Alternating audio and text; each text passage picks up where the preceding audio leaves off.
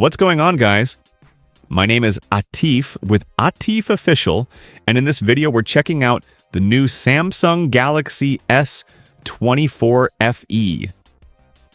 This time around the phone is bigger, it's got an all-new Exynos processor, it's packed with AI features, and Samsung is still begging you to buy it.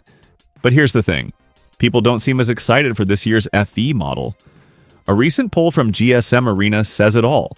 So, can the S24 FE revive Samsung's beloved Fan Edition lineup? Let's find out. Stick around. I'll break down everything you need to know. Unboxing. First up, let's unbox this thing. Peel back the stickers, slide off the lid, and boom, there's the phone. I went with the mint green color, which is easily the best option.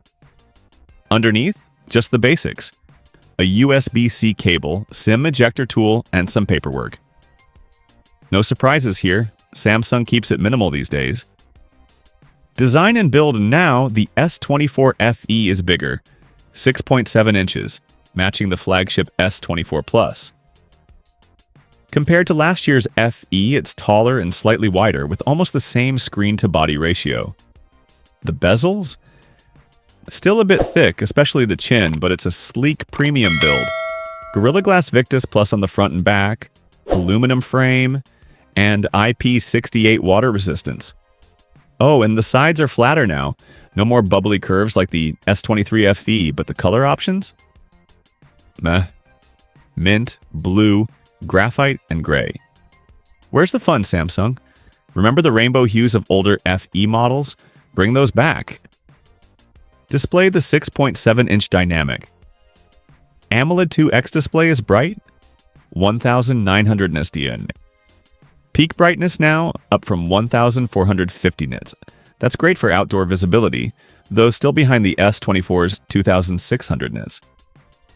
Resolution still FHD plus 2340 by 1080 with adaptive 120 Hz refresh.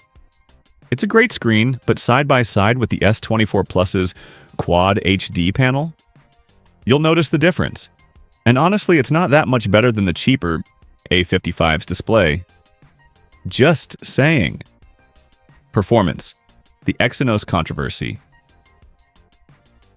Here's the big debate. Samsung gave the S24 FE their Exynos 2400E chip, not the Snapdragon many fans wanted. The E means it's a slightly downgraded Exynos 2400, about 10% slower in benchmarks. And yeah, Exynos has a reputation. Heat issues, optimization hiccups. Hardcore gamers and Android fans hate it. But for everyday users, you likely won't notice. It's still fast, runs all the Galaxy AI features, and let's be real, most people won't cross-shop this with the Snapdragon flagship. But Samsung? You're not winning over the spec-obsessed crowd with this move. Battery and charging. Bigger phone, bigger battery, 4,700 milliamp hours versus last year's 4,500 milliamp hours. But with the larger screen and Exynos chip, don't expect huge gains. Charging? Same as before. 25 watts wired, 15 watts wireless, and reverse wireless. Solid, but nothing groundbreaking. Cameras. The camera setup?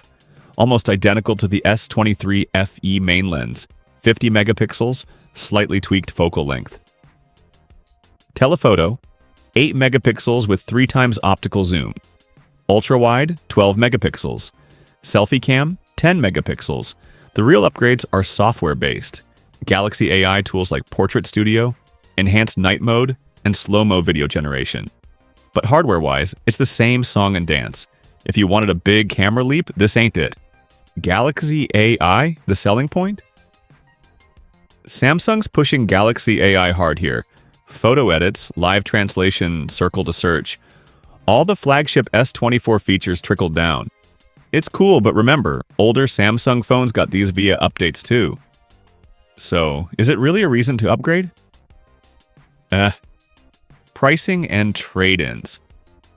The S24 FE starts at $650, 128 gigabytes. about $150 to $250 cheaper than the S24. But trade-ins are the way to go. Samsung's offering $400 for an S23 FE right now. That's a steal. Still, at full price, the A55 is way cheaper, and the S24 Plus isn't that much more for a true flagship. The S24 FE is good. Bigger, brighter, packed with AI, but it's stuck in no man's land. The Exynos chip will scare off enthusiasts, the cameras aren't new, and the price? It's almost flagship territory. If you're upgrading from an older phone or snag a trade-in deal, sure, but otherwise, it's hard to love.